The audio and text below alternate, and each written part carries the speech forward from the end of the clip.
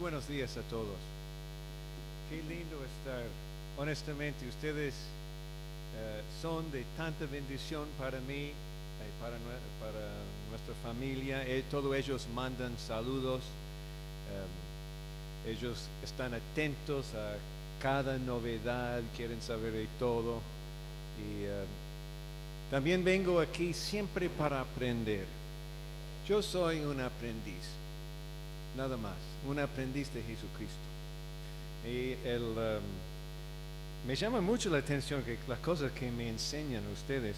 Por ejemplo, noche o antenoche, Martín me enseñó algo muy, muy hermoso. Algo fantástico. Él me enseñó una estrofa, una poesía que había escuchado años atrás, pero se me olvidó honestamente, Martín, y me ayudó y comencé a trabajar con esta idea. Y es así, ustedes tal vez conocen parte, pero es un poco distinto. Dice, en el cielo las estrellas. Bueno, ahora esto es un invento mío, junto con Martín. En el campo el árbol aguaribay. ¿Está bien dicho? En el medio de mi pecho, mi querido Uruguay. ¿No es cierto? ¿Es así? Yo trabajaba esto con otro. En el cielo las estrellas, en el campo el jacarandá. En el centro de mi pecho, mi amor por Canadá. Bueno, yo sé que esta poesía no es, originalmente habla de nuestra patria aquí. Mi hijo menor es argentino, así que yo siento cierto privilegio de unirme con nuestra querida patria. Pero él me hacía pensar qué es pertenecer a un país. Y también hice la pregunta si hay algunos extranjeros aquí esta mañana. Y yo sé que tenemos una buena representación de Uruguay, pero también tenemos una representación de Colombia. Y no sé, ¿otros países? ¿Hay otros países? Sí. Perú, Bolivia. Y si haría la pregunta, si hay extranjeros aquí, en verdad todos tenemos que levantar las manos. Somos todos extranjeros, porque esto no es casa, no estamos en casa todavía. Y por más que queremos citar esta estrofa, la verdad es que en el centro de mi corazón no está ni Canadá, Argentina o Uruguay. En el centro de mi corazón es Jesucristo y también ustedes y nuestros seres queridos. En el centro del corazón está el mundo, el centro del corazón de Dios está el mundo. Él ama a las personas. Entonces, me está pensando mucho, ¿qué es ser extranjero en un país? Obviamente el problema de idioma, el problema de entender la cultura. Yo hablo, en cuanto al idioma, yo hablo castellano por 2 semanas al año. Después 50 semanas hablando inglés. Imagine la dificultad de mi mente, volver y poder expresarme lo que siento adentro. Entonces, si no me entienden esta mañana, está bien preguntar a lo que entienden el dialecto germán y ellos van a poner esto en un castellano apropiado. Este año ha sido difícil para mí. Ha sido un año de mucha dificultad. En un nivel veo un mundo yendo a las extremidades o extremas, ¿cómo es la palabra? Extremos. Por ejemplo, los cambios climáticos.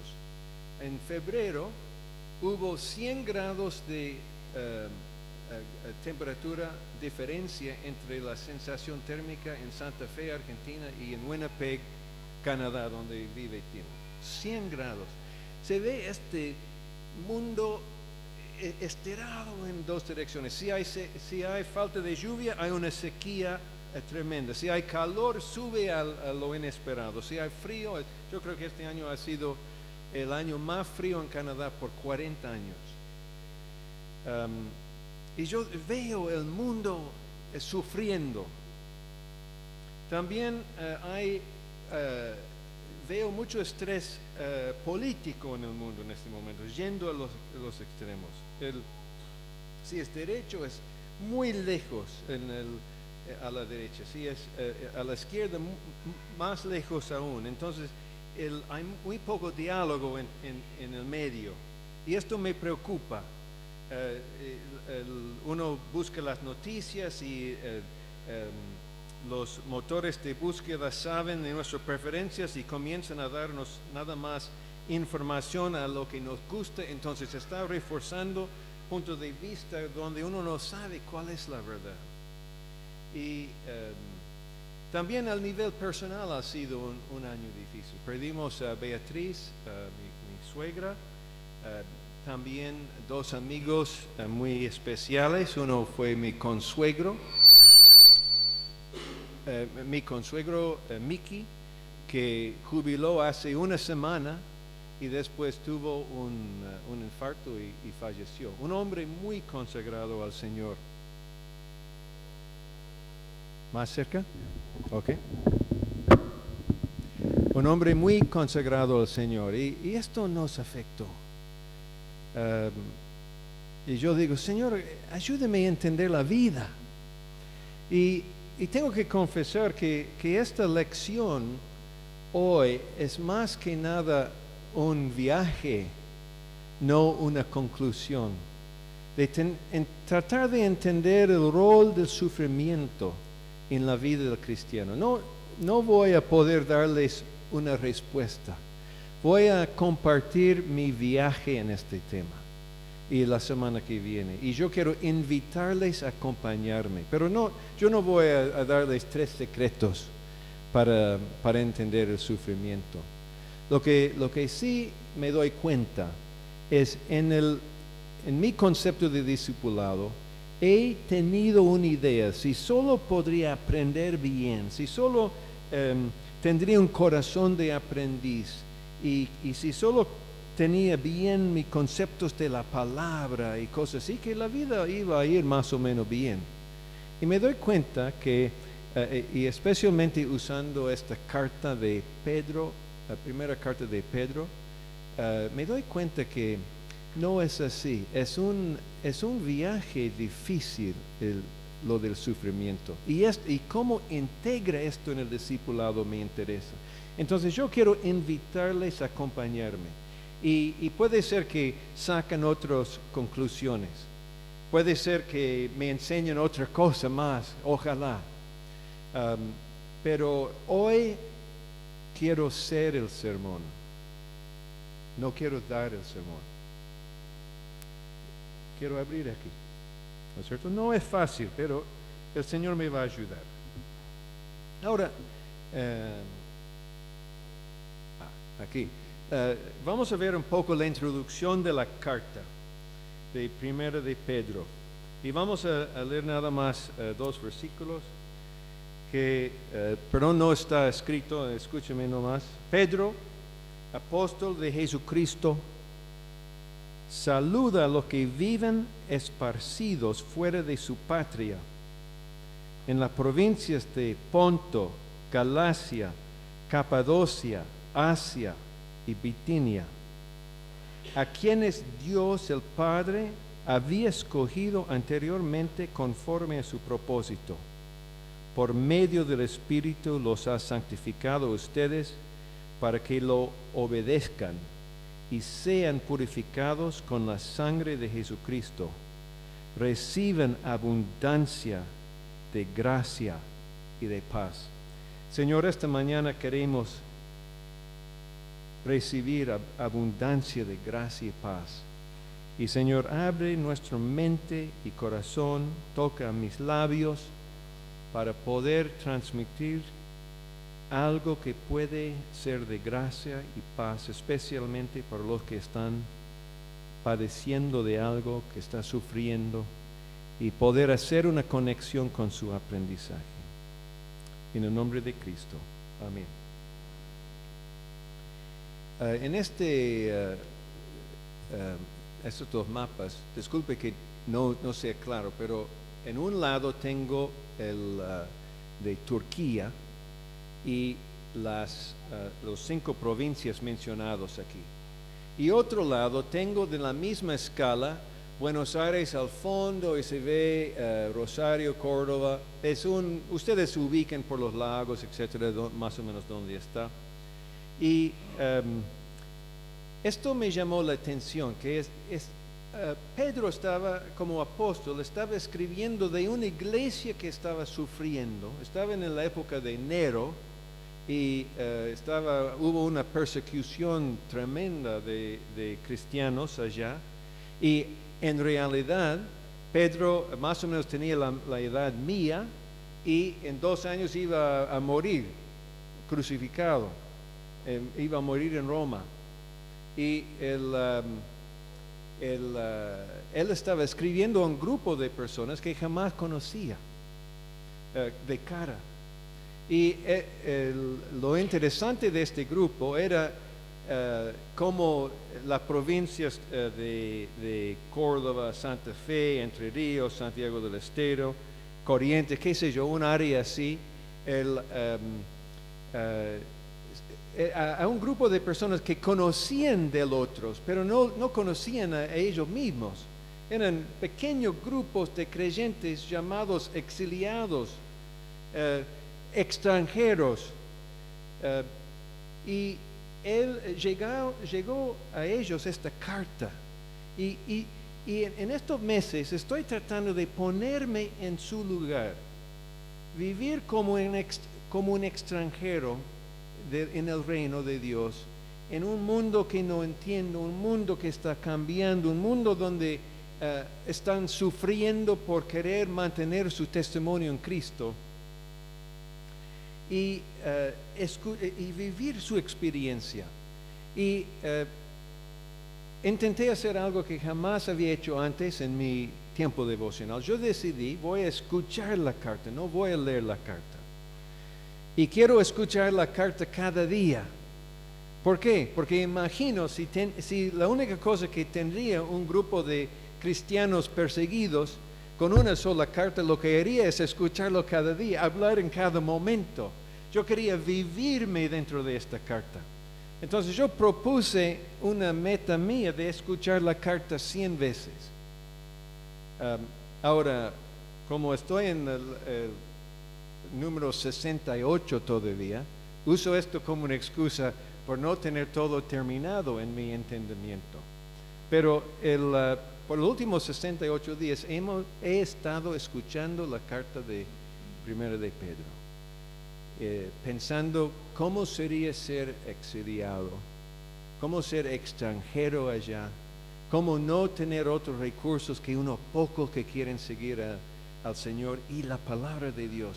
¿Qué quiere decirme el Señor? Entonces, esto es donde estoy. Esto es lo que estoy viviendo. Y me parece esto un mensaje muy apto para nuestra edad. Lo que está pasando en el mundo, con los cambios, con la inseguridad, no sabemos, cosas imaginables. Se puede abrir el diario, escuchar el noticiero y no puede imaginar lo que va a pasar.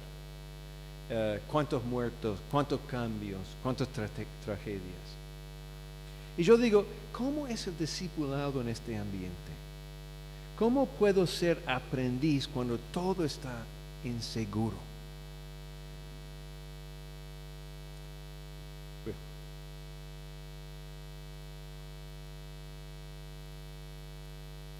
A ver.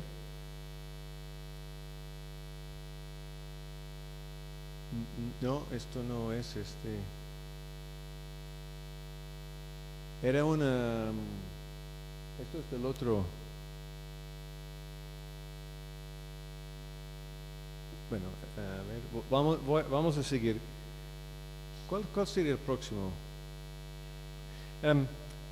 A todo modo, vamos a seguir pensando en esto, porque yo quiero hablar de ciertos temas que me salen.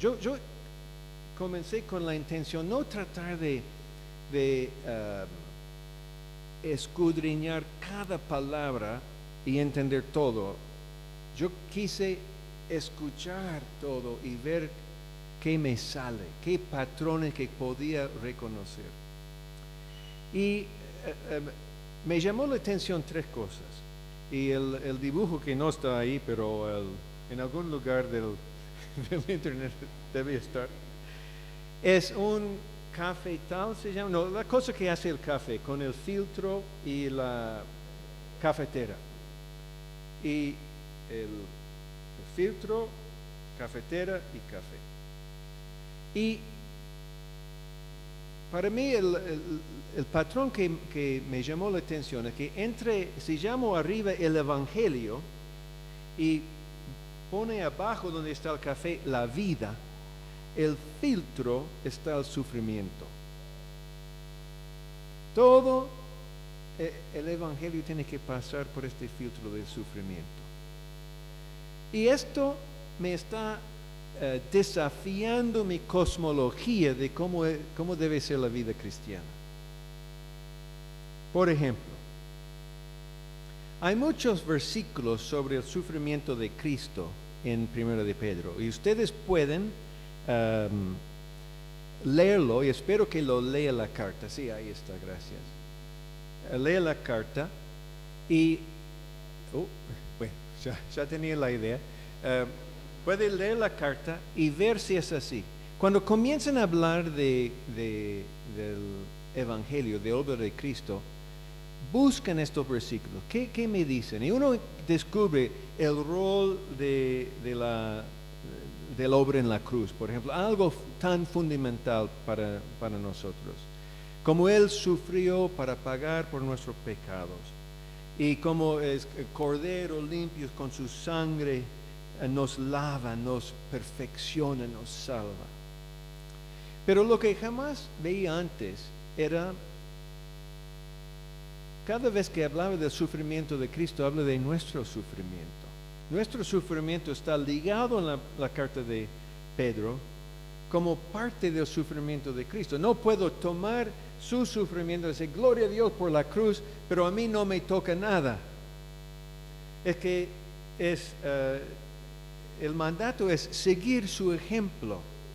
Ahora, no en mi sufrimiento o en lo de ustedes no van a pagar por los pecados, nada. Esto ya es un hecho terminado.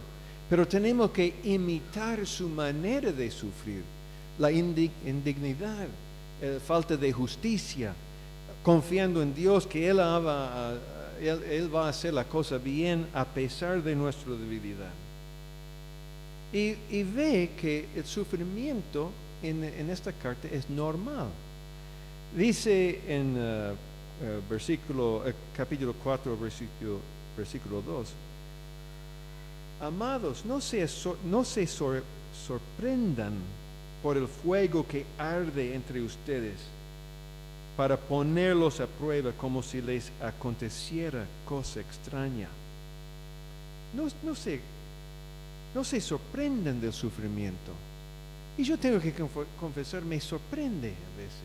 Porque yo digo, tengo la vida en orden, estoy poniendo a Dios en primer lugar, quiero aprender, estoy con el pueblo del Señor, estoy enseñando a mis hijos lo que debo enseñar, estoy sirviendo, estoy usando mis dones, estoy haciendo todo lo que forma una vida bien en Cristo.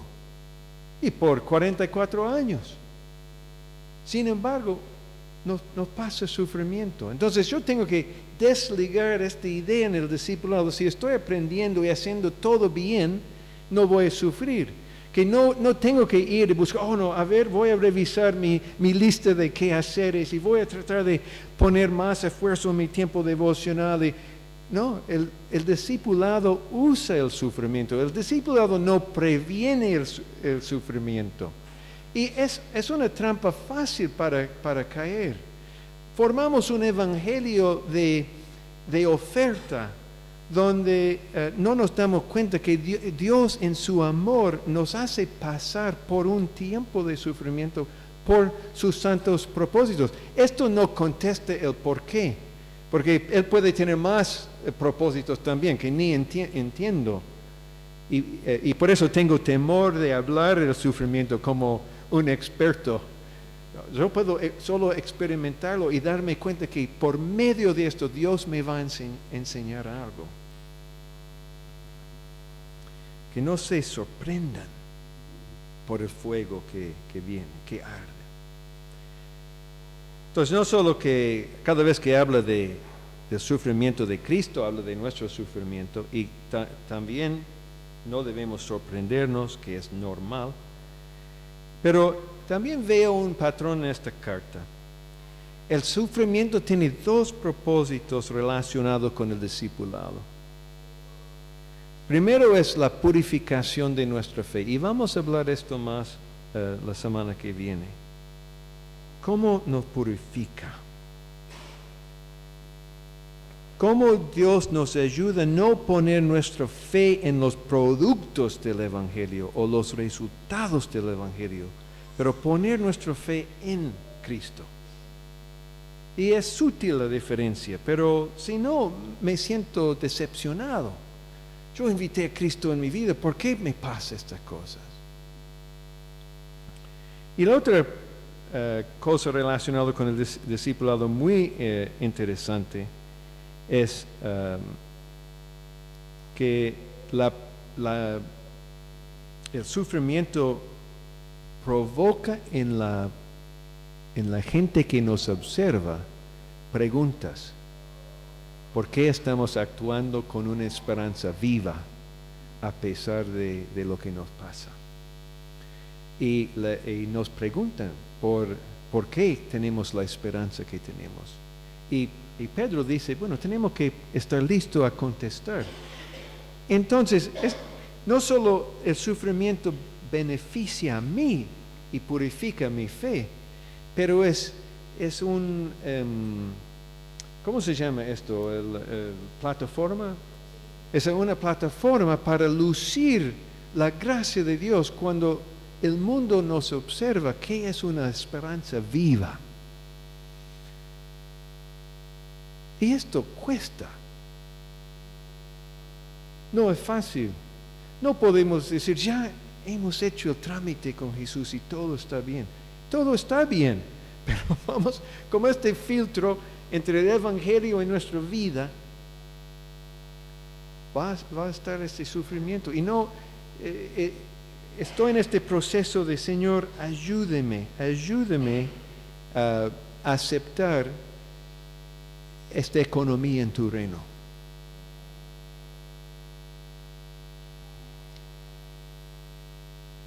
A ver si hay algo más. Si no, vamos a seguir.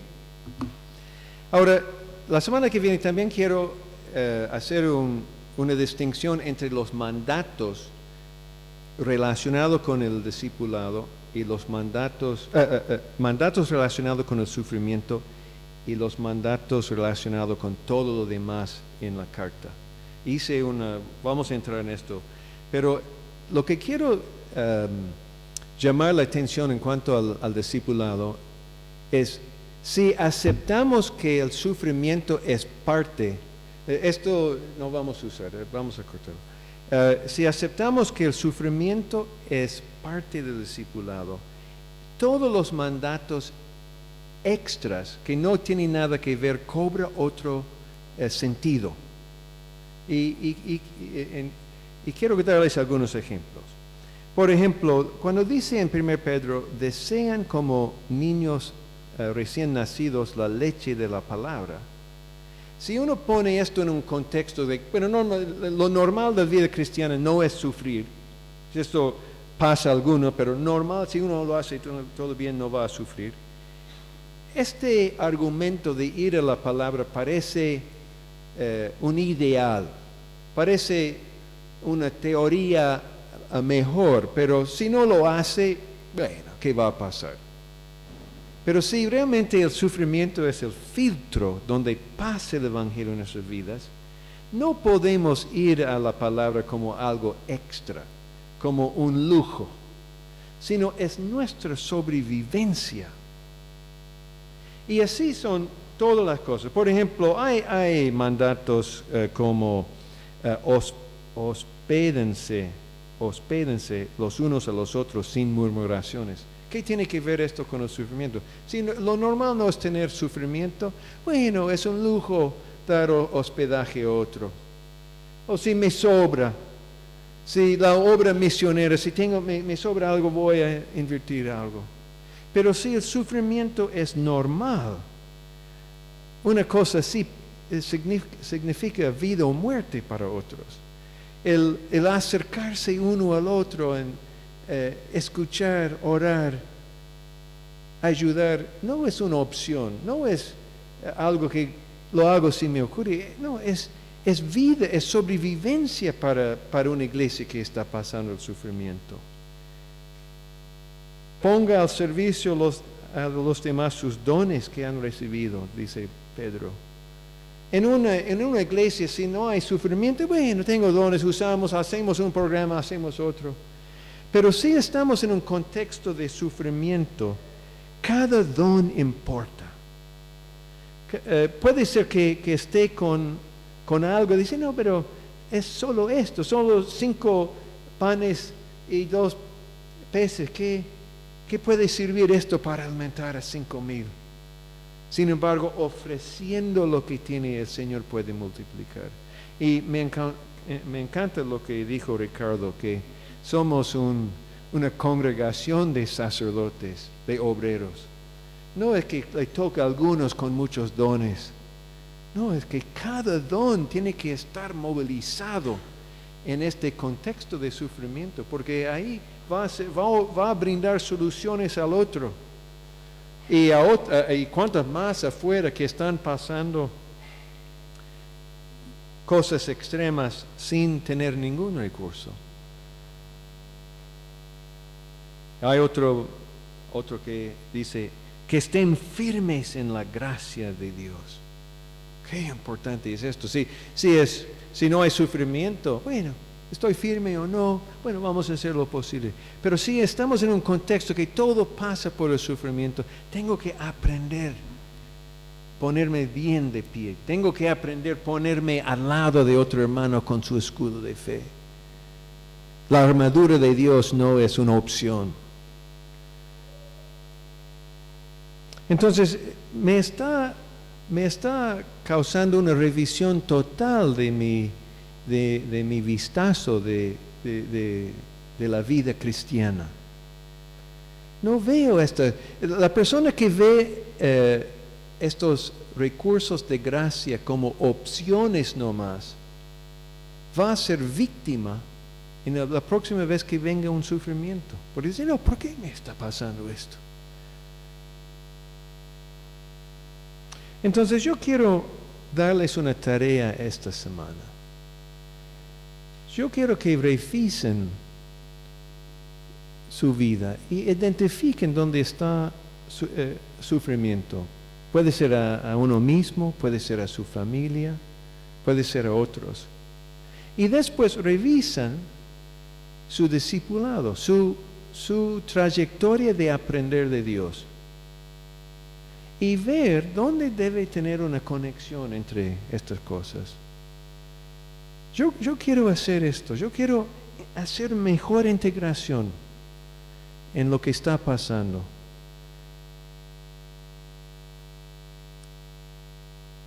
Así que observen lo que el Señor les diga. Observen. Y la semana que viene vamos a indagar un poco más en estos verbos para entender cómo debemos responder. ¿Está bien? Me gustaría orar.